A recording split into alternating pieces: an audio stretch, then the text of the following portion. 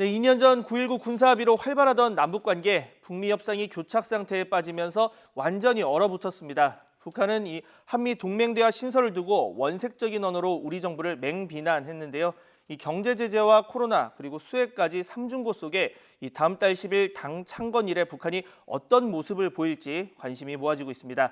김용현 동국대 북한학 연구소 소장 전화로 연결돼 있습니다. 소장님 나와 계시죠? 네, 안녕하십니까? 네, 오늘 북한 선전 매체 메아리가 밝힌 말이 있습니다. 남한의 네. 평화 타령은 9.1 복검이다. 즉 입에는 꿀을 바르고 뱃속에는 칼을 품고 있다. 또 어제도 비판을 이어갔고요. 이런 네. 연일 계속되는 비판 어떻게 봐야 될까요? 우선은 북한의 선전 매체 메아리인데요. 노동신문이나 북한 당국의 공식적 입장은 아니다는 점에서 네, 수위는 좀 조절하고 있다. 그렇게 봐야 될 것 같습니다.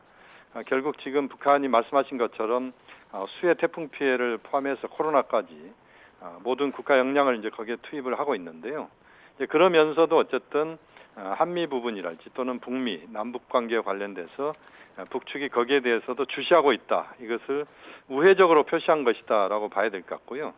이번 그 메아리에서의 그런 표현들은 수위는 좀 높지만 그러나 그 선전 매체 성격상 수준은 좀 그 수위는 좀 더 그 조절한 것이다. 그렇게 우선 봐야 될 것 같습니다. 그 공식 매체가 아니어서 수위는 네. 높지만 우회적인 부분이 있다 이런 얘기를 해주셨고, 그렇습니다. 네, 자 그제가 9.19 평양 공동선언 2주년이었습니다. 북한은 별다른 반응을 내지 않았는데 이거 어떤 이유입니까?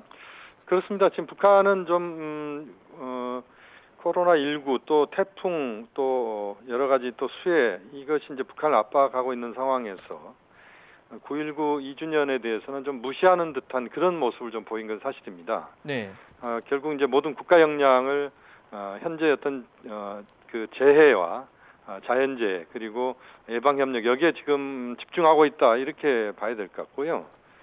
결국 남관계에서 9.1 공동성명 이후에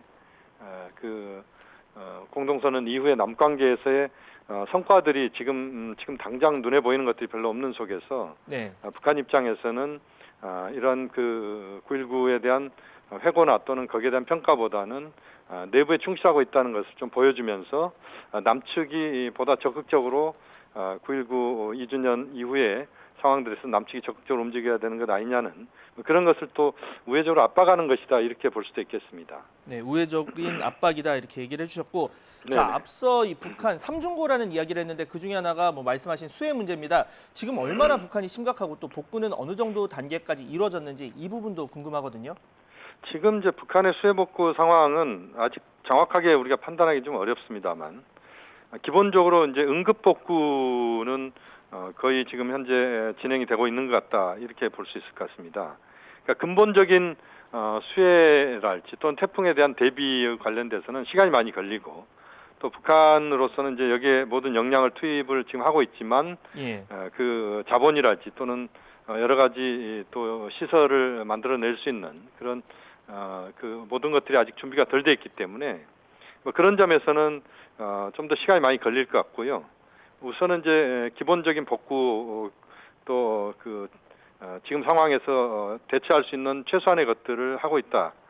두 개의 평양에서 그 당원들 중심으로 해서 두 개 사단을 그 민간인 사단을 만들어서 수해 태풍 지역에 지금 보내는 그런 정도로 지금 북한의 수해 태풍 피해가 매우 심각하다 이렇게 봐야 되지만 결국 지금으로서는 북한이 아주 원천적이고 근본적인 복구는 아직은 엄두를 못 내는 것 같고 현재 상황에서 응급 처방 중심으로 가고 있는 것 같다 이렇게 볼 수 있겠습니다. 네, 지금 북한이 국가 역량을 재복구 그리고 감염 예방에 집중하고 있는 상황인데 이 네네. 북한 체제 특성상 당 창건일이 굉장히 중요합니다. 이 다음 달 그렇습니다. 10일이 당 창건 75주년인데 네. 열병식을 준비하는 정황이 곳곳에서 포착이 됐습니다.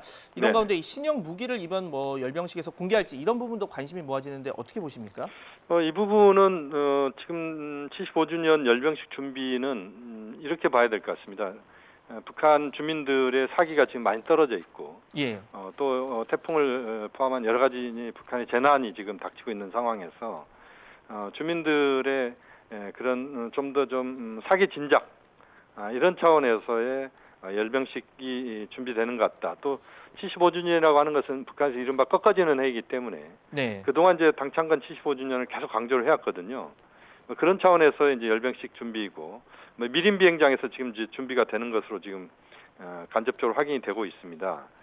북한의 신형 무기 공개와 관련된 부분은 현 상황에서 북한이 뭔가 새로운 무기 체계를 드러내는 것은 이제 북한 주민들의 사기 진작 차원에서는 좀 그 가능성도 있다고 봅니다만, 그러나 전체적으로 워낙 지금 북한 내부 상황 자체가 재해 피해, 수해 피해에 지금 집중하고 있기 때문에 신형 무기 공개 여부는 좀 더 지켜봐야 되겠습니다. 현재로서는 그렇게 높지 않다, 뭐 그렇게 저는 보고 있습니다. 높지 않다고 보고 계시다는 말씀해 주셨고, 네. 자 그렇다면 단순한 무기를 그냥 열병식에 공개하는 게 아니라 당 창건일 전후로 뭐 군사적인 도발, 미사일을 예를 네네. 들어서 쏜다거나 이럴 가능성 역시 뭐 예의주시하고 완전 배제할 수는 없는 상황인데 실제 네네. 가능성 어떻게 보십니까?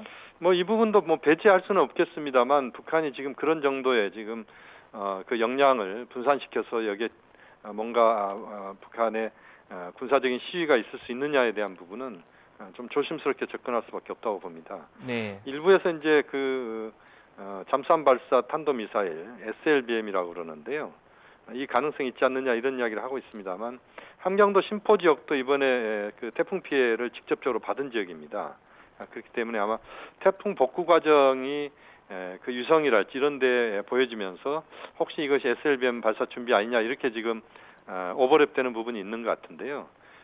좀 더 지켜봐야 되겠습니다만 현재로서는 뭐 그런 징후가 구체적으로 지금 드러나고 있지는 않습니다. 네. 지금 남북 관계 중요한 변수가 바로 미국인데 이 노동당 네네. 창건일인 다음 달 10일 미 대선이 한 달도 채 남지 않은 시기입니다. 뭐 이와 네네. 관련한 북한의 입장 그리고 지금 상황에서 이 남북 관계 그리고 북미 관계 변화를 위한 뭐 계기라던가 변곡점 어떤 게 있을까요?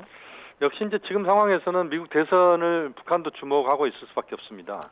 대선 결과가 어떻게 되느냐에 따라서 북미 관계가 풀려가는 데 있어서 많이 바뀔 수 있다 이렇게 북한은 보고 있는 것 같고요. 네.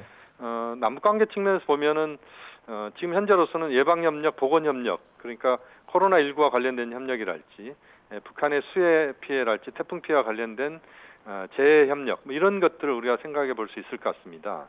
다만 이제 북한으로서는 현재 외부로부터 지원 받지 않겠다는 것이고, 그래서 우리가 유엔 기구랄지 또는 국제사회 기구 또는 민간 기구를 통해서 민간 단체를 통해서 우회적으로 북측과의 그 협력을 하는 것들을 좀 찾아보는 것도 좀 필요하겠다 이렇게 말씀드릴 수 있을 것 같고요. 다만 이제 지금 상황에서는 북한이 지금 남측으로 향하는 문을 지금 닫고 있는 상황이기 때문에 좀 더 신중하고 조심스럽게 접근해야 된다. 그러면서도 예방 협력, 보건 협력을 중심으로 한 협력 분야를 모색하는 것은 매우 중요하기 때문에 거기에 대해서 통일부를 비롯한 우리 정부 유관 기관들이 그 모든 역량들을 좀 투입할 필요는 있다고 봅니다. 네, 예방과 보건 협력 중요성을 강조해 주셨습니다. 자, 마지막 질문으로 일본 신임 총리죠. 스가 총리가 이 북한에 의한 일본인 납치 문제를 최우선 과제로 꼽았습니다. 이 스가 네네. 체제에서 북한과 일본의 관계 앞으로 어떻게 전망하십니까? 뭐 지금 스가 총리 취임 직후입니다만 북한과 일본 간의 이제 삿바 싸움이 이제 시작된 것 같습니다. 다만 이제 스가 총리 자체가 아베 총리를 거의 그대로 대북 정책을 계승하고 있다 이렇게 봐야 되기 때문에 당장 뭐 변화가 보인다 이렇게 보기는 어려울 것 같고요. 다만 이제 새로운 일본 그 집권 그 스가 총리의 집권이 이루어졌기 때문에 점차 좀 더 그 스가 총리 나름대로 색깔을 좀 만들 필요가 있고 그 과정에서 북일 관계를 포함한 뭐 한일 관계도 그렇습니다만 이것을 좀 전향적으로 풀어야만 일본 외교도 한 단계 성숙할 수 있다 이런 점에서 좀 더 전향적으로 나오기를 기대를 하고 또 촉구를 하는 것입니다. 네, 지금까지 김용현 동국대 북한학 연구소 소장과 함께 북한 관련 이슈 다뤄봤습니다. 오늘 말씀 감사합니다. 네, 고맙습니다.